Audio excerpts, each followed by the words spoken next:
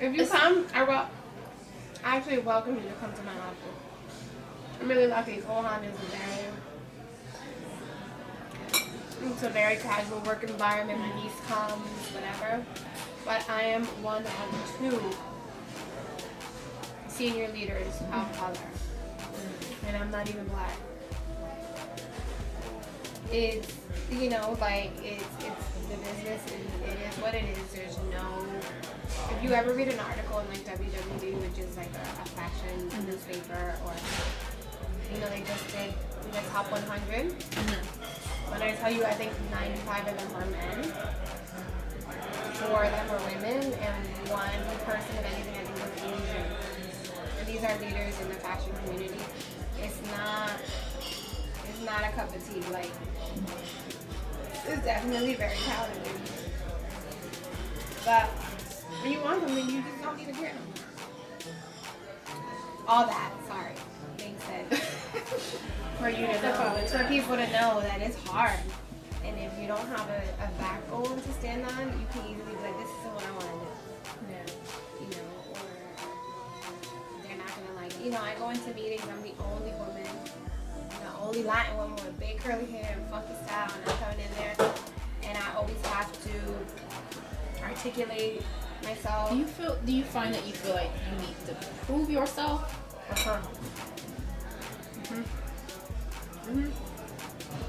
But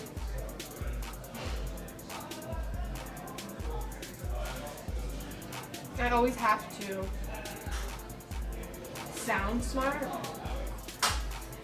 properly articulate myself. I think it's not only because of the business. I think it's because I'm very keen to the fact that it is what it is. You know, it's not like something that I go out of my way to do, but I'm here to be like, yeah, I know my business. I know what I do. I'm good at what I do. Don't challenge me. And as to echo what I said earlier, when you're good at what you do, and you do what you need to do, no one can ever challenge you, no matter what you look like, no matter what kind of accent you have. Has it been challenging throughout my career? Yes. Am I at a place where I'm a little more established and don't necessarily have to? Yes. Am I the CEO? No. Which means that when I have to put it on, I have to put it on. You know, so yeah, I do feel like I have to prove myself for sure. And now with an acquisition, you continuously have to prove yourself. You have to prove your worth. Do I have to prove myself more than the white girl sitting next to me? For sure. But I think the great thing is that you're not discouraged by it. It's kind of, it seems like it adds a little more torque to you, a little more to your drive, which is a good thing. My boyfriend was the one that pointed it out. It comes with maturity as well. Because when I was 26, 27, it bothered me. You know, it bothered me that I was told that I shouldn't wear hoop earrings. It bothered me that I was told I should blow dry my hair and straighten it more often. And these are things that are said to me. That you can... It just amazes me that your curly hair. Like, yeah. How... Because it's not just curly. It's big and curly. And I'm not going to wear it slag. Because that's not who I am. And I like the color red. And I'm gonna walk in and look extremely professional, but I'm not wearing a black suit. That is not who I am. But and again, it could be up to interpretation. But if a white woman came in and wore the same thing, it wouldn't be translated as what I call chachera. It's more, oh, she's Latin, she's loud, she's saucy, she's this, she's that. And these are things that. When I was like 26, I used to get so mad. And I would cry at times, and I would get so frustrated and so annoying. And I'm just like, you don't, like, you're like, this can't be. But it is, it's real world. And it happens at an insurance company, it happens at a fashion house, it doesn't matter. But those are things that I've learned to capitalize on. Guess what? It's a benefit to you to have a senior leader on your staff. And I'm not white. you know, you have to learn to kind of make it where you have to make it. And at the end of the day, it's a job. More importantly, I love what I do, but it doesn't define who I am.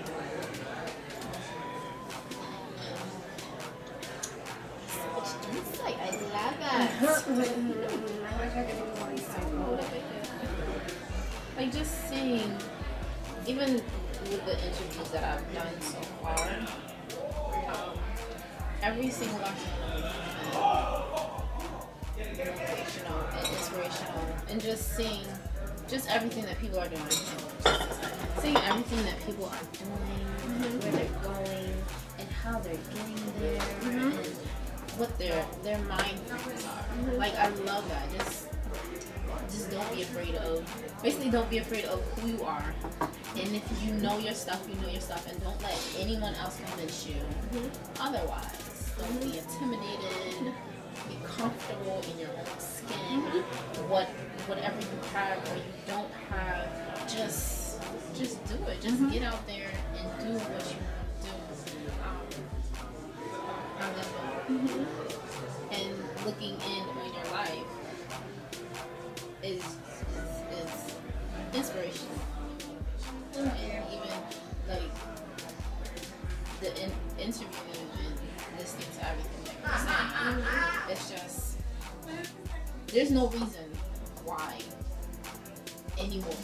There's no reason why you can't do what you want to do. You may not initially be able to start off at Can I get you anything? but also a container. Okay. In this studio. Okay. Thank you. I was in New York this past summer, and I saw a man out there. He was playing the buckets. You're great. He had no arms. He had, it was like nubs to right here.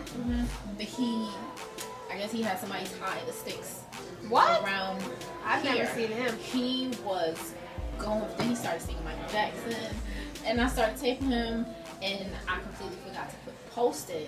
But what I wanted to say was, you have no excuse. Basically. You have no excuse. This man is out here getting down on the drums with no arms. You have no excuse to be sitting there wishing you knew. There's no point. Wishing. Keep feeling sorry for Feeling yourself. sorry for yourself. Why are you feeling sorry for yourself? Every day we see people on television who lost this, lost that. People in comas. People losing limbs and losing eyes and losing their children and losing their parents. And just all of this around us. You're welcome. Put your chips in there and then finish in there. You're welcome. Thank you. You're welcome. And there's just no excuses. No excuses. Excuses are wrong. They are. They're definitely for the weak. Someone said that yesterday in the workshop. Just do it. And that's what you're doing. You're just doing it. You didn't even know when you started out that this is what you wanted to do. No, and I still have so much time. I don't even know, you know, they say what, you have 3 careers throughout your life. I don't even know where I'm going to be in 10 years, you know, and it's good for me because I don't want to know. I don't even know if I'm going to be in 10. Who knows? I find myself also recently in a place where I want to, like, what is my legacy going to be? You know, and I don't, to me, it's like, okay, if a bag made it to market, that's not, you know, if a bag made it into your store, that's not what I want to be known for. You know, so I'm looking to see where I can make a difference in the world as we are the world as it sounds. It's kind of like, you know, I try to get more involved in my church, I try to do things, but nothing has really fed me. I don't know if I'm expecting a feeling of sorts, but I feel like I have a skill set and now I need to figure out how I can use that skill set to make a bigger impact on the world. Whether it's volunteering or whether it's something I'll eventually do as a job or whatever. But who knows? You never know. Who knows if I'm in California in 2 years? Who knows? London.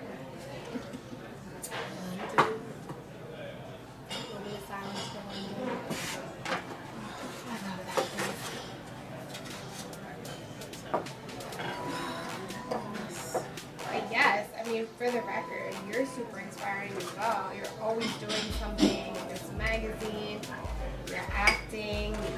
Are you still doing your massage stuff? No, just because I don't have a space. I had a space, but I lost the space. So, and I started working for other people, and then that didn't work out. So I started tutoring. Because you were at the yoga place on Park Street for a little bit? Parkway, yeah. Parkway. I was over there a little bit. But I'm loving what I'm doing now. I have waitressing. I used to be a waitress. Yeah, I was too. So I gotta pile everything up. I love what I'm doing now. Everything keeps me so busy. I feel like working with kids keeps you young. It keeps you young. It keeps you motivated. And if you love what you're doing, that's what matters. And it gives you the time to do other things. Yeah, it definitely does. It frees you up. It frees up. Who was I speaking with? I was speaking with another artist, Crystal Center Brown, and working it really does free you up. Having an actual full-time job, it frees you up from worry about how am I going to pay this bill. That hustle is tough. All you know is that okay, from this time to this time, I'm working. All the other time is my time. I love my job, seeing as I don't have to take anything home. I used to teach. And you end up taking stuff home. When I clock out at 4, sometimes I clock out a little later, but that's it. I don't even think about it. And that's one of the things that I really love about this job. After I'm gone. Friday night, Saturday, Sunday, I mean, exactly. I know my bills are gonna get paid, and whatever extra I make, that's from gigging or whatever. That's my money. I love it. Yeah, I started my own company. I got laid off a few years, 5 years ago, 6 years ago. And I started my own company. I was like, yeah, I want to be an entrepreneur. I want to own my own business, blah, blah, blah. So I got incorporated and I was for marketing and production stuff. So I did a few like really cool projects, and then when you realize that you don't know when your check is coming in, you don't know how I'm gonna get health benefits. I was out of work for like 16 months. It's stressful. If it wasn't honestly for my boyfriend and for the Lord, honestly, because I still ate the same, I still paid my bills and things like, you know how they say the Lord provides, for sure.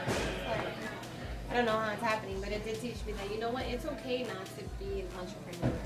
You know, sometimes you find yourself in this mind frame where you start wanting what other people want because you think it's what you should want. I own my own marketing company, but everyone owns a marketing company. Just because you put flyers together doesn't mean you're a marketer. You know what I'm saying? So it definitely was like, okay, you tasted that, right, and it's not for you, and that's fine. It's okay to work for other people.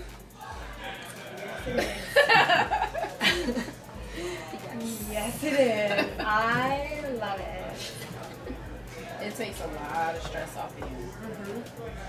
I get to do fun things. I get to meet fun people. I get to travel. I get to expense things. And then you go home. But I'm going to say once again that I have been sitting with Rocio, Castro, Rocio, Roxy. What's the Rockstar, ROX, Castro. Your blog website is The Roxy Report. The Roxy Report. What's the what is call it? What is it? Spanish. It's something in Spanish. Oh, bata and chakra. Yes, that's what she said. With the accent and the big curly hair, and the bright colors. That's it. That's all I'm saying.